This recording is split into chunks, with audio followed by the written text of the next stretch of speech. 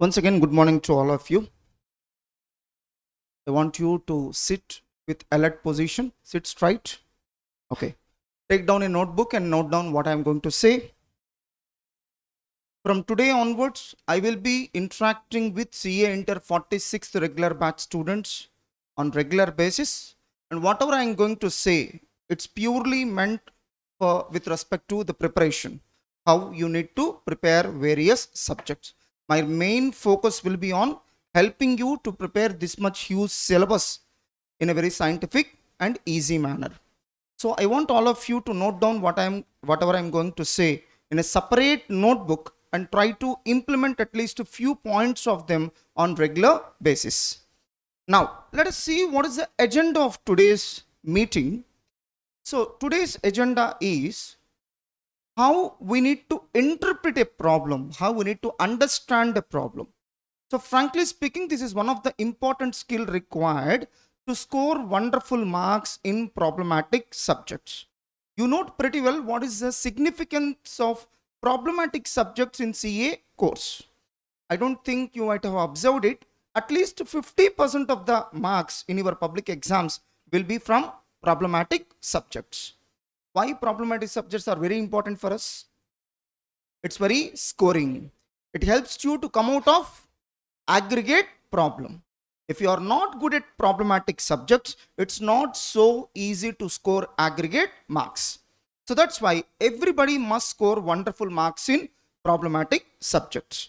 Now, for scoring good marks in problematic subjects, we must inculcate one habit of understanding the problem properly. So this video is meant for the students of all the courses. It's not only meant for CA Inter, CMA Inter, CA Final, and students of all levels of CA and CMA courses. So I'm targeting those students. So why shall I watch this video? With the help of this video, you can know how to interpret a problem and what is the significance of spending some quality time on understanding the problem. So what I noticed is large number of students in the examination, the moment they read the problem, they start answering on the paper, which is not at all a correct approach. You must wait. You have to give some quality time to understand the problem, to interpret the problem, and then start solving the problem on paper.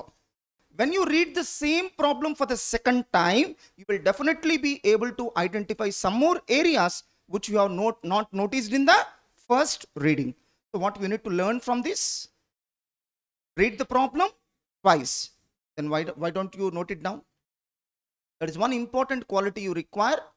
So in the examination, when you start writing the exam, so don't jump into any conclusion before reading the problem twice. In the first reading, you may not be able to understand everything, but when you read it for the second time, you will start getting some more clarity. Next one, after that, understand it. Understanding means the literal meaning. Understanding the problem means the literal meaning. It's a simple translation.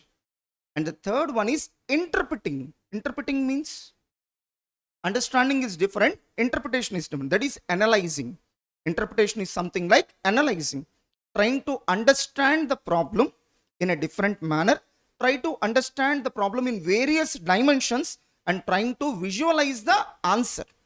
You need to visualize the answer in your mind. That is called interpretation. So there will be three stages in solving a problem. First, you need to read. Next one, understand. Third one is interpretation. So today I am going to teach you that skill, how to read, how to understand, and how to interpret a problem.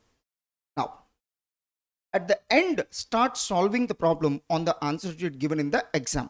Remember, majority of the time you need to spend on the initial 4 stages, and the last stage is solving the problem on answer sheet.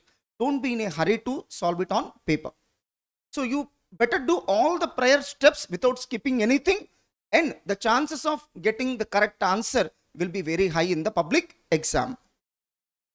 So let me take one example and try to explain you the same, how to understand and how to interpret the same.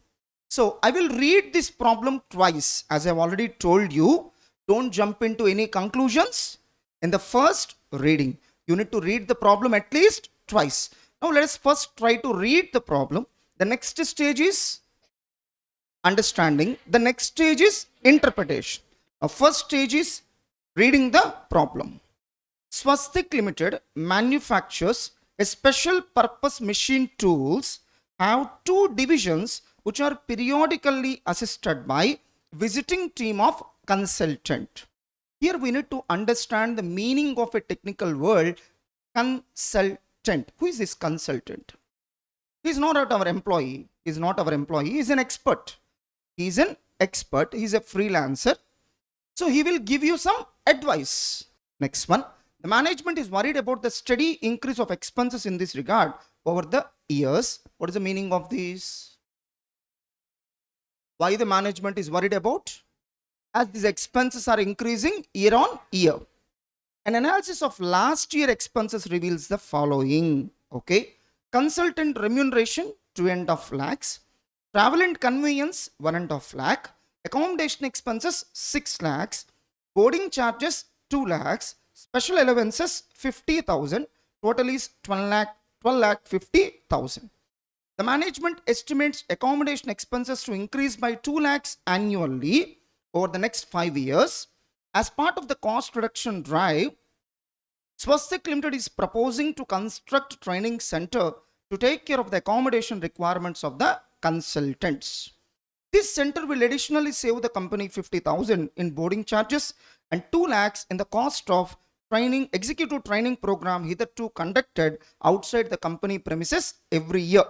The following details are available regarding the construction and maintenance of the new consultants center. So land at a cost of 8 lakhs is already available, owned by the company, will be used. Construction cost of 15 lakhs including special furnishings. Cost of annual maintenance 1 lakh 50,000. Construction cost will be written off over 5 years being the useful life. Assuming that the written off of construction cost as aforesaid will be available for the tax purposes, the tax rate will be 50% and the desired rate of return is 15%. You are required to analyze the feasibility of the proposal and make the recommendations. I just read the problem. That's it. I have not explained you anything. This is what you are supposed to do in the exam for the first time. Initially, read the problem once. So, may you know to which chapter this problem is related to? Investment decisions. What is that we need to compute right now? Is it NPV or IRR? Reading the problem, what is your initial conclusion? So what he is asking us to do? To tell whether it is feasible to construct the project or not. So based on the information provided, am I required to compute the NPV or the IRR? NPV. By understanding the given information, what we can conclude is we need to compute the NPV. Now, let us try to read the same problem for the second time so that we can understand the same in a better manner. The Swastik Limited manufactures a special purpose machine tools have two divisions which are periodically assisted by visiting teams of consultants. Now my question is, whenever we invite such kind of consultants, so based on your own common sense, may you know what will be the expenses we need to incur? First, we need to pay the remuneration. Am I correct or not? Since they are not our employees, it's not salary, it's called remuneration. So sometimes it is even called as honorarium. So honorarium, remuneration, salary, all these are different words. So we need to pay remuneration for their services. What are the other expenses we need to incur? So second one, we need to meet the travel expenses. Am I correct or not? Either it is a train or airfare, we need to provide the traveling expenses. Next one, we need to provide some accommodation locally. So we need to take some hotel room on rent and we need to pay rent for that hotel room. So we need to provide some accommodation. Next one, we need to provide food. We need to bear the cost of food. Since they are our guests, we need to take care of their accommodation, we need to take care of their traveling, and we need to take care of their food. Next one, what is that the company wants to do now? What is that company is worried about? increasing cost of these consultants. Since we are relying on the services of consultants, the cost is increasing day by day. Now they want to construct their own consultancy center, so that we can take care of all these things. Let us see what is that this consultancy center is going to do. So the management is worried about the steady increase of expenses in this regard over the years. An analysis of last year's expenses reveals the following. Okay. Consultants remuneration. How much we need to incur? 2,50,000. Travel and conveyance, 1,50,000. Next one, accommodation expenses, 6 lakhs. Boarding charges, 2 lakhs. Special allowances, 50,000. So first one, consultant remuneration, 2,50,000 we need to pay. Travel and conveyance. What is the fundamental difference between these two? In your accounting terminology, is there any fundamental difference between travel and conveyance? Yes, there is a difference. Then what is the, if there is no difference, what is the need to provide two different words? They might have simply given traveling expenses. But here they used the word traveling and conveyance. So traveling means something, the expenses incurred to make the consultant to come from other location to our location. Whatever the expenses we incur for making the consultant to come from some other place to our place. For example, the person needs to come from Hyderabad, then whatever the expenses incurred to travel from Hyderabad to Guntur is called travel expenses. Next one, conveyance means. So what is the expenditure that we need to incur on travel and conveyance? 1,50,000. What about the remuneration we need to pay? 2,50,000. Next one, let us say, what is the next expenditure we need to incur? So accommodation expenses, how much is that? 6 lakhs. What is the next expenditure? Boarding charges. What is that? Food expenses. In this context, boarding charges means food expenses. So somewhere you might have seen lodging and boarding. So wherever you see the word boarding, that means food facility is also there in the same premises itself. In some of the hotels, food facility will not be there. That means attached restaurant will not be there. When restaurant is also attached to it, then it is called boarding. So that's why you can see in the name board lodging and boarding. So where this restaurant is not attached, they will say only lodging. There is no facility of boarding. So here boarding charges means food expenses. So in just a few minutes, I will tell you what is the purpose to know the meaning. So without knowing the meaning, you cannot come to right conclusions. So within just a few minutes, I will tell you why you shall know the meaning of each and every word. Next one, special allowances. Since they are coming from outside, we need to pay some more allowances so that they can stay and provide services to us. How much is that? 50,000. Okay. Next one. The management estimates accommodation expenses to increase by 2 lakhs annually over the next 5 years. That means these accommodation expenses are increasing at the rate of 2 lakhs per annum. Okay. As a part of cost reduction drive, the company wants to reduce the expenses. As a part of cost reduction drive, Swastik Limited is proposing to construct a training center. So let us construct our own building. Let us construct our own hotel where we can provide accommodation as well as food for all our consultants. Instead of making them to stay in a private hotel, why can't we construct our own building? So what happens? We can save some expenses because the target is to reduce our expenses. To take care of the accommodation requirements of the consultants, this center will additionally save the company 50,000 in boarding charges. That means you will get a saving. How much of saving? 50,000. In what? Boarding charges. Why? Why savings? Here we shall know the meaning of boarding charges. If you want to understand this sentence, you must know the meaning of boarding charges. Boarding charges means food. So till now we are providing food from outside, but now we will cook the food at the training center and we will provide the same to our guests. automatically there will be reduction in some expenses. Earlier it used to be 2 lakhs. Now it will be 1,50,000, since there is a savings of 50,000. So now you might have understood why we shall know the meaning of that word. Unless you know the meaning of boarding charges, how can you conclude that? So why this savings is happening? Next one. And 2 lakhs in the cost of executive training program hitherto conducted outside the company premises every year. What is the meaning of this? To understand the meaning of this, you must know the meaning of a word called hitherto.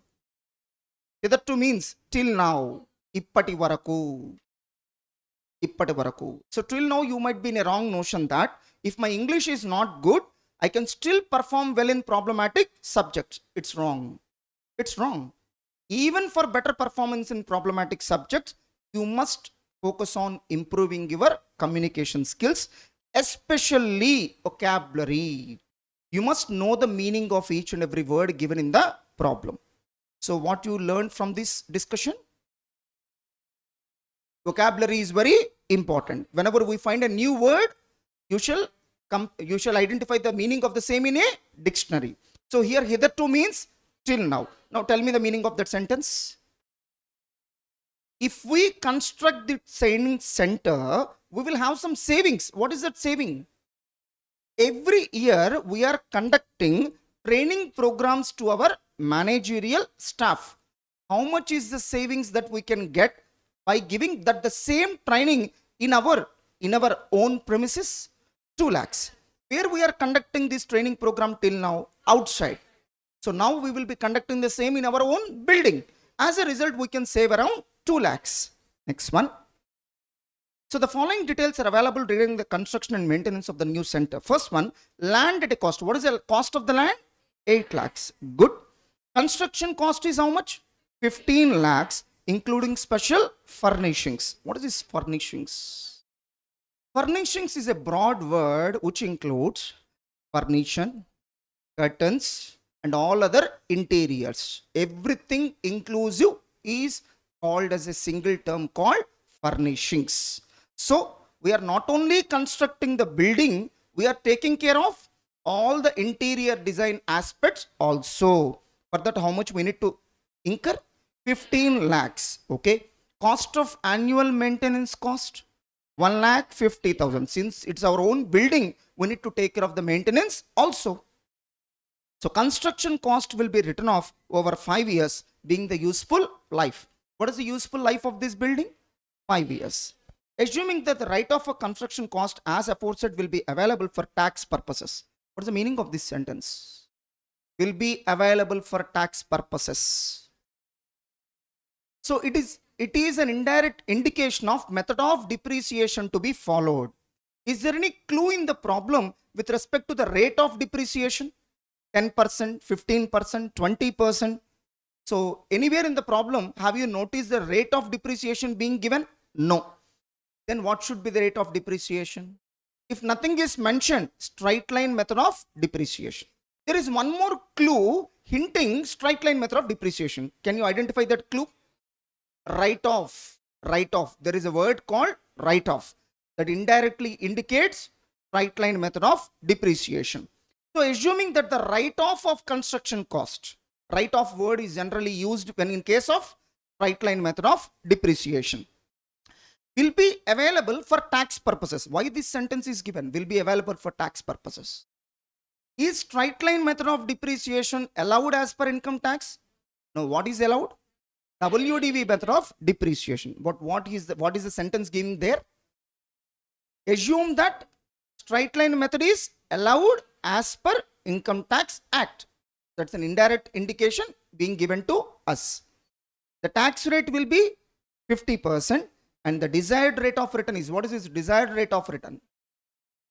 So desired rate of return or cost of capital. It's not IRR. IRR is the actual rate of return that you get. What is this? Cost of capital. That is the minimum rate of return which you are expecting to get. Then only you will be ready to invest in the project. If you get less than 15% rate of return, then you will not be ready to invest in this project. That is nothing but also known as cutoff rate also known as cost of capital. In what way this is different from IRR? In what way this is different from IRR? IRR is the actual rate of return which you are getting.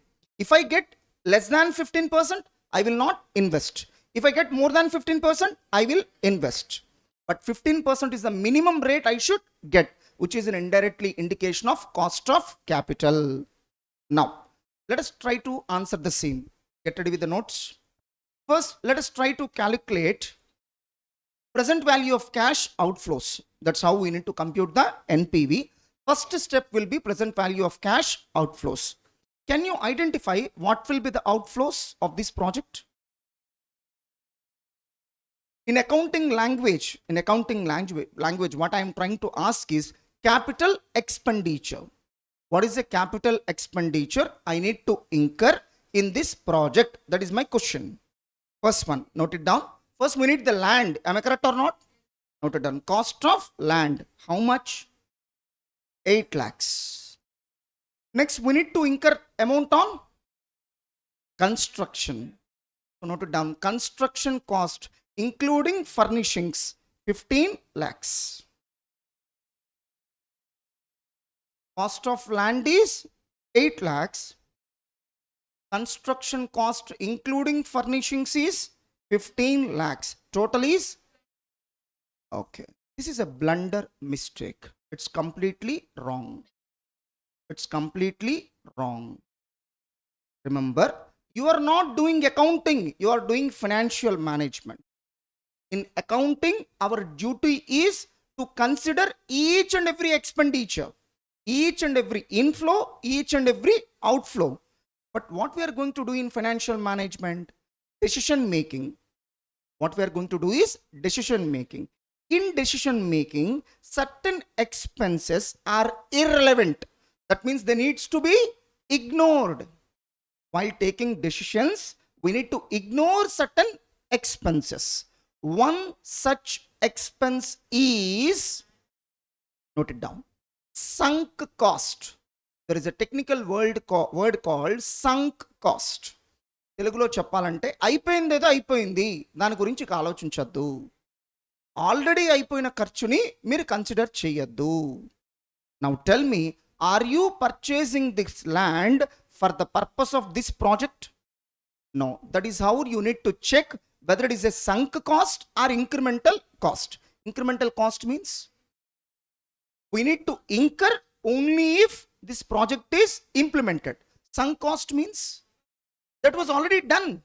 Whether you accept this project or not, you cannot take back that decision. That decision is already over. You cannot get back money just because you have decided to start the project.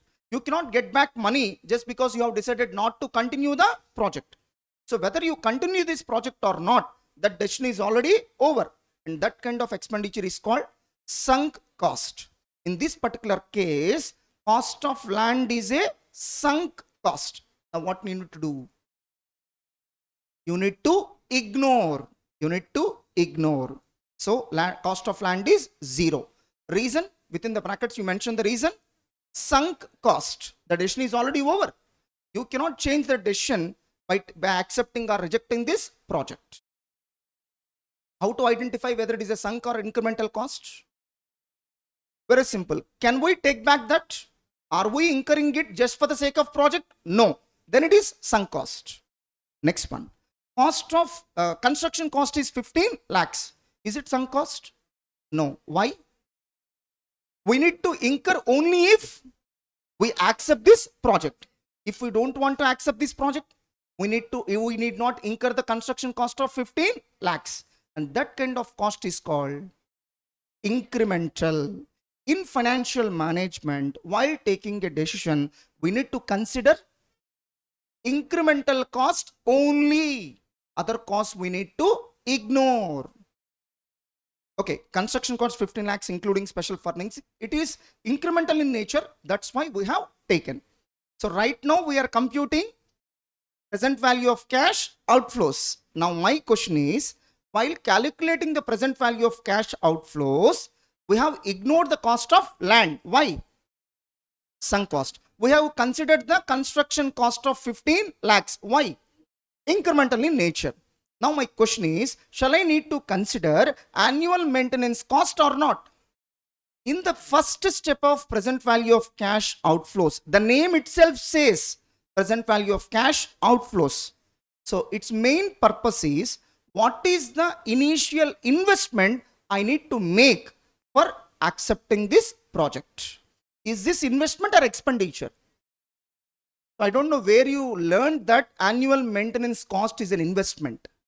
Annual maintenance cost is a expenditure. Why? Is it revenue or capital? Revenue. Since it is a revenue in nature, it has to be considered as expenditure. So where will you consider expenditure in your accounts? P&L account. P&L account. So step 1 is not P&L account. Step 1 is only investment. How much I need to invest? Investment is nothing but capital expenditure. Since this is a revenue expenditure in nature, how can you count it while calculating the capital expenditure? So the simple principle we need to remember is, step 1, we need to consider only capital expenditure or capital receipts. For example, you may receive some subsidy from the government. Is it capital receipt or revenue receipt? Capital receipt. Then you need to deduct it from step 1. So step 1, we need to consider only capital expenditure and capital receipts. That's all. So if you know this, there is no chance of doing mistake in the public exam. Now, step 1 is over. How much is the total? 15 lakhs. Have you found any other capital expenditure in this problem? Any other capital expenditure? Because if it is capital, we need to consider in step 1. Otherwise, we need to consider in step 2. That's why I'm asking, have you noticed any other capital expenditure in the problem? Can you identify me any other capital expenditure? Any other capital expenditure? No. Okay. Now step 2. Step 2. Present value of operating cash inflows. Step 2 is present value of operating cash inflows. The name itself suggests. The name itself suggests. These are the amounts that you received through day-to-day operations. Amount that you receive through day-to-day operations is called operating cash inflows. Now tell me, what are the items we need to consider here? Only revenue expenditure and revenue receipts. Revenue expenditure and revenue receipts. This is something like profit and loss account. The step 2 is very much similar to profit and loss account. Now, first of all, we need to solve this problem using incremental approach. What is this incremental approach? What is this incremental approach? What will happen if this project is not implemented? What will happen if the project is implemented? The difference between these two is called incremental. The difference between these two is called incremental. Now, even in step 1, we followed the incremental approach. So what will happen if we don't implement this project? Even then, land is already there. Land 8 lakhs is already there. What will happen if you implement? Even then, you need not spend anything for land. That's why we have taken it as 0. That's why we have taken it as 0. If the project is not implemented, land cost is 8 lakhs. If the project is implemented, land cost is 8 lakhs. That's why the difference is 0. What about the construction? What about the construction? If you implement the project, you need to spend 15 lakhs. If you don't implement, 0. The difference is 15. That 15 you have considered. This is called incremental approach. It's very easy to identify the cash flows. The difference between when the project is implemented and the project is not implemented. Now, applying the same logic, tell me what will be the expenses if the project is implemented?